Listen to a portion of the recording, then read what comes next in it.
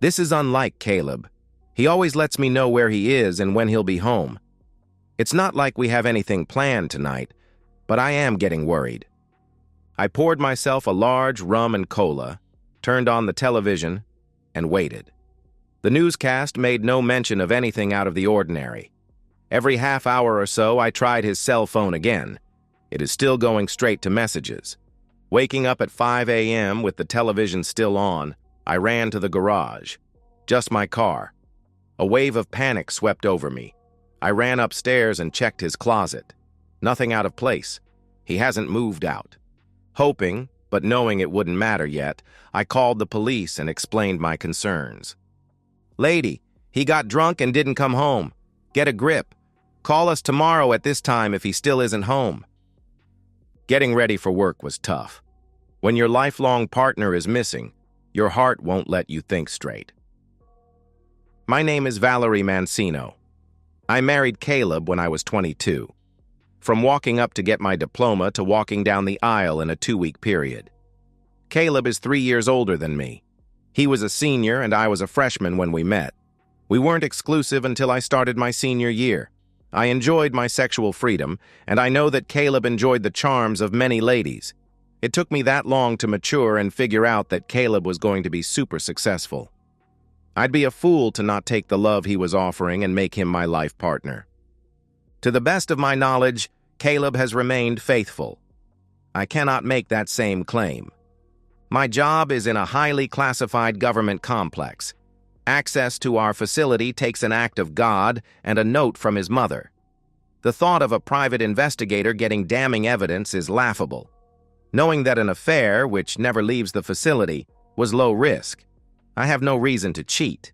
It's exciting. It's dirty. It's fun. Nobody is getting hurt. It was just intimacy. Nothing more. Nothing less. I didn't do anything with Doug that I hadn't done with Caleb. The thrill was real. I know it resulted in Caleb getting his socks rocked a few times. I firmly believe Caleb could not possibly know what I'd done. He would have left me without any hesitation. Since he didn't take anything, I believe he will walk through the door any minute. All day long, I tried Caleb's phone. Nothing changed.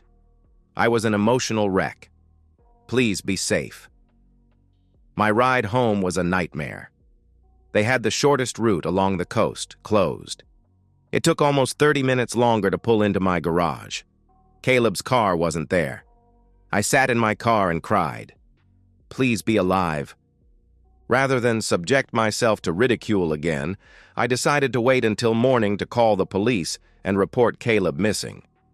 The big story of the day was the reason the road was closed. A car had shot the gap between the guard railings and plunged into the ocean. The water gets deep quickly along that road, but they were able to locate the car.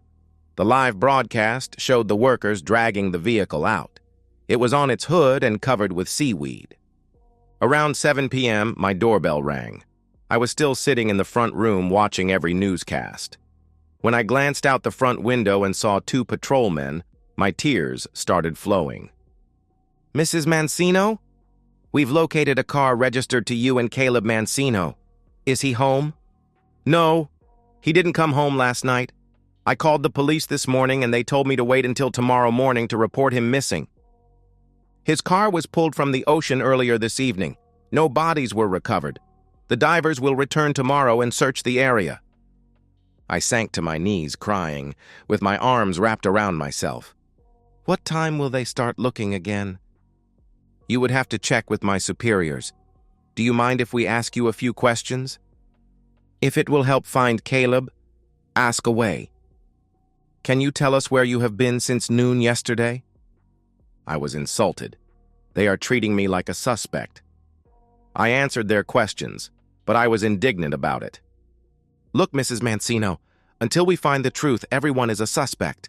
More times than we care to count, a spouse is involved. Are you and Mr. Mancino currently having issues with your marriage?"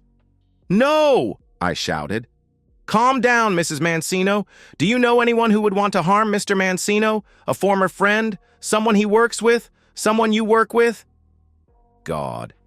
I hope they didn't pick up on that little flinch when they mentioned my work. No, nobody. Do you know if he has any sexual interests other than you? No, I doubt he is that kind of man. Do you have any sexual interests other than Mr. Mancino? Definitely not. Are you about finished because I think I'm done? We can stop. Do you have any travel plans? Not until Christmas. Why?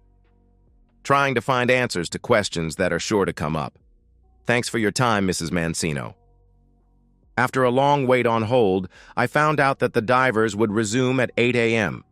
Getting up early, I was there at 7 a.m. There was a stretch of guardrail missing. It appeared that it had been missing for some time. There were indications that they had started to rebuild it.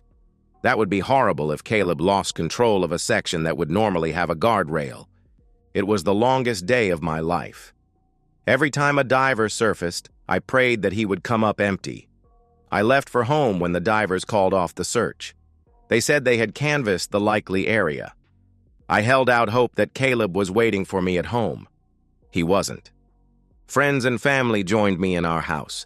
Food was brought over along with tears and hugs. The conspiracy theories were flowing. Was he even in the car? If not, was he kidnapped? We are worth north of 7 figures. With all of our real estate holdings, it's hard to put anything other than a ballpark estimate on our net worth. I think Caleb's stock options are worth a bunch too. Every day for the next 2 weeks, I talked with the detective assigned to his case. Little tidbits were all he had to offer. Caleb's cell phone was found in the car. His passport had not been used. There were no electronic trails for him. The credit and debit cards had not been used. His trail was dead. The house was eerily quiet. I refused to believe Caleb was dead. His kidnappers should have called by now. What am I going to do without him? I cry a lot. Doug, the man I'd had a fling with, was now pressing for more encounters. No need to keep this inside the complex, is there, Valerie? It's too soon, Doug. I need time. I can't accept that he's gone. How about dinner, then? Just a shoulder to cry on. Dinner, along with the drinks and dancing, did help me to set aside my somber existence. Doug and I continued to have a weekly night out. Our goodbyes gradually became more intimate, moving beyond simple pecks on the cheek. It's been 4 months since Caleb disappeared. I tried to contact our attorney but was informed that he was tied up on several big projects and couldn't represent me at this time. With some phone calls, I found a lady who agreed to take my case. Linda was a white-haired beauty who acted like my grandmother. We are now at the 7-month mark. In 1 year, I can file for divorce, taking my 50% of the assets. The remainder would be placed in a trust for Caleb. Once he is declared dead, those assets will be distributed according to his will. I'll get most of those assets, too. The police had already figured that out, and I have been interviewed on several occasions. I'm innocent, and my story never changes. 9 months in, and I am resigned to being a widow. After dinner with Doug, we went back to my house and had intimacy. Fighting through several emotions made it difficult to enjoy it.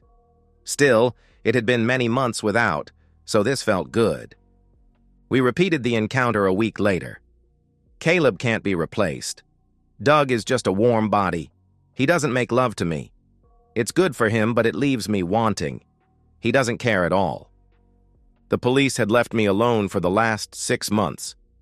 Detective Osceola was at my front door again. Detective, please come in. Mrs. Mancino, when I first interviewed you, you said you had no sexual interests other than Mr. Mancino. Do you remember saying that? I paled. What did they know? Should I request my attorney to be present? Detective, my attorney has advised me that she should be present at any further encounters. Let me give her a call. Linda talked briefly with the detective. Valerie, you've told me that you are innocent. I see no problem with answering this question. The detective continued. Again, you said you had no sexual interests other than Mr. Mancino. Do you remember saying that? Yes, I replied. Does the name Doug Blessant mean anything to you? I glanced at Linda. She nodded towards the detective. Yes, he and I work together. sliding pictures towards me of Doug and I having intimacy. Does work include sneaking off to room 309 and fornicating with Mr. Blessant? My stomach cramped. I was sweating. We have had intimacy. So you lied, the detective pressed. Yes, but I had nothing to do with Caleb's disappearance. To me, that's just another lie. Did you and Mr. Blessant conspire to harm Mr. Mancino? Linda objected. This interview is over. Come on, Valerie, we need to talk. The talk didn't go well for me. I told my story over and over. Every detail remained the same. I was innocent, and my story wasn't changing. Linda suggested that possibly Doug took things into his own hands. I guess anything is possible. Where did those pictures come from? Who else knows? This is not good. Caleb wouldn't understand that this meant nothing. I was ashamed of myself for thinking that it was a good thing he was dead and didn't have to deal with this. From the perspective of Caleb. My name is Caleb Mancino. I've been married to Valerie for 8 years now. We want kids but decided to wait.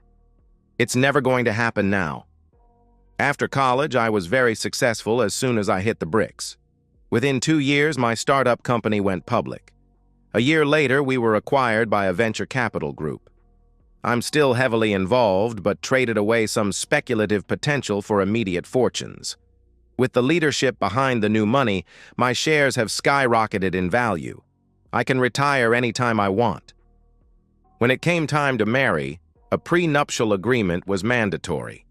Valerie, in love and with no evil intentions, eagerly signed. We talked at length about fidelity. The prenuptial agreement makes it very punitive if adultery is involved. My sexual needs are minimal. I have absolutely no need or desire for anyone other than Valerie. I thought I could say the same about her. When I received an email with some innocent pictures detailing how Valerie and a man named Doug Blessant were disappearing for unscheduled meetings, my blood was boiling.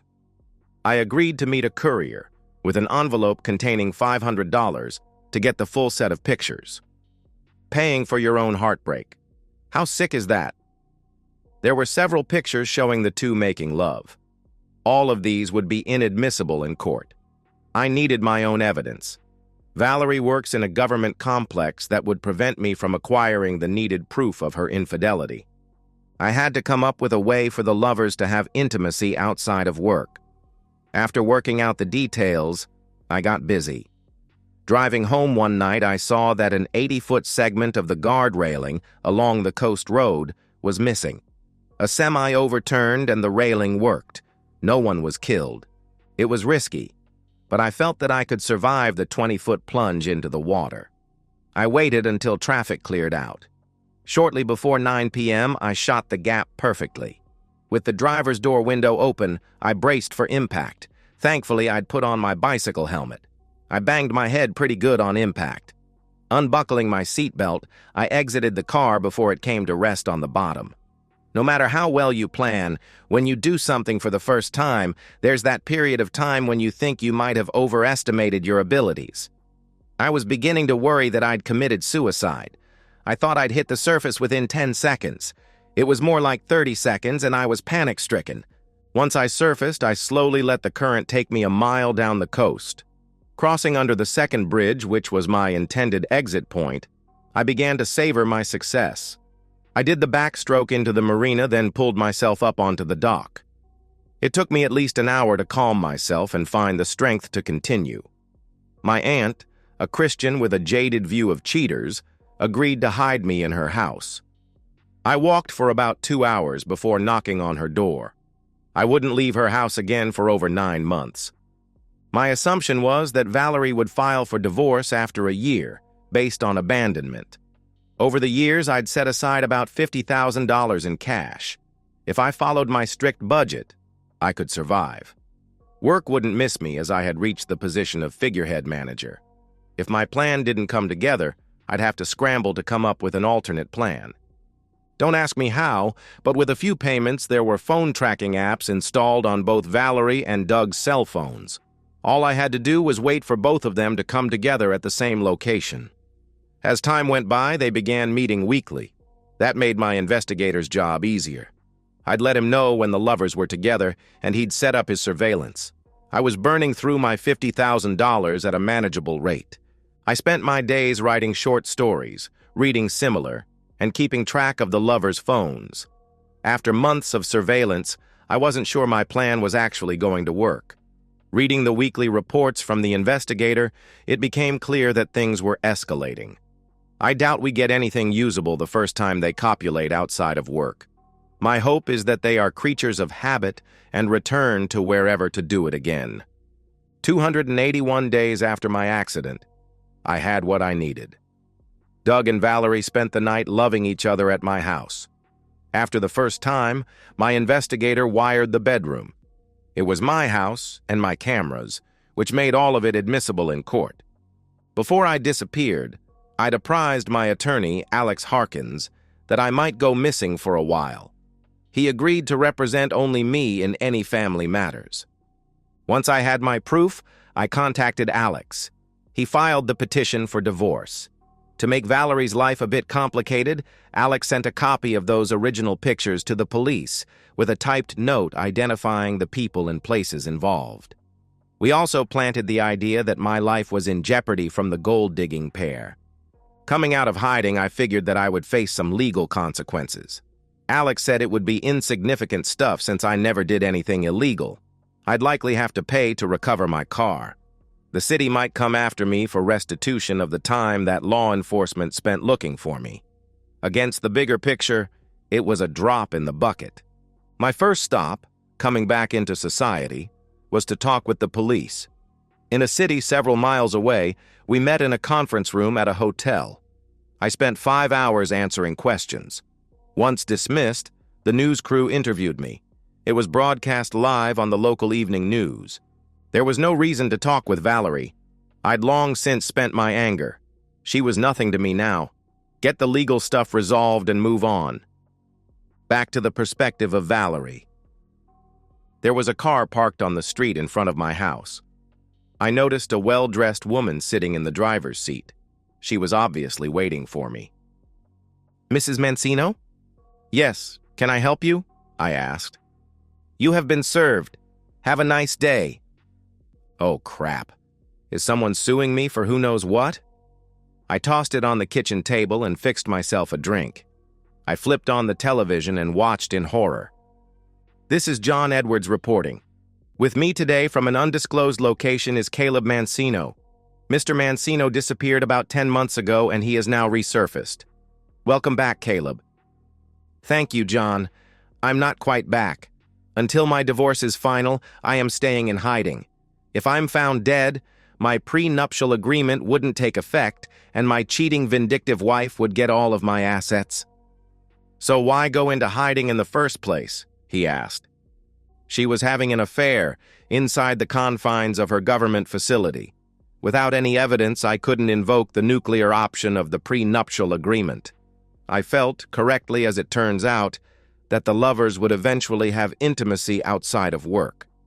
Once I had my proof, I started the divorce proceedings. "Quite a ruse just to protect your assets," he asked. "A man's got to do what a man's got to do. Like most married men, I have no desire to pay her to have intimacy with others." "Earlier today, you spent several hours with the police," he asked. "That's correct. I wanted them to know I felt threatened. I've supplied them with copies of everything I have." "And are you facing any charges?" he asked. "No. They'd like me to repay them for the cost of recovering my vehicle." "Thanks for your time, Caleb. Back to the studio. This is John Edwards reporting." I raced to the kitchen and tore open the envelope. It was a petition for divorce. I woke up later on the floor. As it seemed, I fainted. I'll walk away with scraps, and for what? A few stolen moments of excitement to feel dirty, or was it the cheap thrill of getting away with something? Something I didn't get away with after all. Switching back to the perspective of Caleb. Spending the evening talking with those who were once friends, my return was met with what can only be described as collective disdain. The only ones who were glad to hear from me were my brother and sister. Alex called to inform me that Valerie had been served. Her lawyer, a lady neither Alex nor I knew, called and informed Alex that Valerie wanted to meet. "Do I have to?" I asked. "I suspect she'll ask for counseling if you don't. My guess is that you're headed to counseling anyway. The judge assigned to your case has a proven record of ordering a few months' worth. Let's make her wait." I didn't attend any of the courtroom hearings. When your attorney holds power of attorney in the matter, you just sit and wait for the call. "Clear your calendar. He ordered 12 weeks of counseling. She's counterfiling on grounds of mental cruelty. I've gone over the prenuptial agreement and it matters little what the reason for the divorce is. As long as you can introduce legally obtained proof of her infidelity, she loses just about everything." "Lovely. So how does this counseling stuff work?" I asked. "Find a few who'll take your case. She does the same. You can do meet and greets with her choices. Don't be too picky. The judge can extend the sessions if you two can't get along long enough to even choose someone." "Got any recommendations?" I asked. Alex gave me a few names. I really liked Shelley Summers, the second name on Alex's list. When Valerie met with her, she was impressed too. The meetings would be held in a conference room at the courthouse, T-12 and counting. The first session was so generic as to be laughable. Apparently, I was being totally unreasonable, and our near-perfect marriage was now at risk. The next 2 sessions were 5 minutes together and then a half hour individually. I decided to change my approach. From now on, it would be that I never loved Valerie, and there was nothing to save. It was so far from the truth, but this allowed me my dignity. Having your wife give her forbidden treasures away hurts like hell. It was my turn to speak first, in the 4th session. "Ms. Summers, we're as close as we're ever going to get in resolving this. I never loved Valerie, and making me attend these sessions isn't going to change that." "Let me get this straight. You never loved Valerie?" "Exactly. There is nothing to be saved." "Valerie, do you understand this? This just isn't true. No one is that good of an actor. He loved me. He still loves me. I screwed up, but we belong together." "Caleb, your response?" she asked. "She has sporadic memories. She can't remember everything, like parts of her wedding vows, so she remembers things that help her cause." The rest of the hour was a test of my resolve. I passed with flying colors. "Well, I think we've used up our time tonight. I look forward to next week." Not wanting to talk with Valerie, outside of court-mandated sessions, I waited until the elevator swallowed her whole. I used the stairs into the basement, then left through the maintenance entrance. Valerie was fighting a losing battle. Shelley continually scolded her that telling me I was wrong about how I felt was wasting everyone's time. At the end of the 7th session, Valerie finally got the hint. "You just don't want to be married to me, do you?" "That is correct. Not now, not in the future." The last 5 sessions were canceled. I was a free man soon thereafter. Valerie complied with the court orders to vacate the house, leaving her car and jewelry behind. She left a note pleading for another chance. I shredded the note. Valerie and Doug were both terminated with cause. Doug's wife divorced him. If I knew where he went, I might try to make his life tough. I have better things to do, so it's in the past. When the holidays roll around, Valerie sends greeting cards. She never fails to invite me out to dinner and whatever. It's tempting, but that ship has sailed. Valerie and I both fared well when the book deal was completed. It did make for salacious reading. The enhanced sexual encounters, completely fictional, made me out to be a self-absorbed lover. That was Valerie's attempt to get back at me, as it is completely untrue, but it actually worked well for me. Many ladies, having read the book, were now making my nights blissful. Collectively, they are doing an excellent job of teaching me to think about others' pleasures, thus improving my skill set. Some of those ladies are better than others at masking their gold-digging intentions. Taking the pleasures being offered by them almost makes me happy that Valerie did what she did. Almost. But there is still that tender spot in my chest that never seems to heal. And so, we've reached the end of today's story. Was it what you expected, or did it take a twist you didn't see coming? I'm curious to hear your thoughts. Share them in the comments below, and let's get a conversation going. If this story kept you hooked, make sure to hit that like button. And if you're new here or just haven't subscribed yet, now's the perfect time to join our community. I bring you fresh, captivating stories every day, so click that subscribe button and turn on notifications so you never miss out. Thanks for watching, and I'll see you in the next one.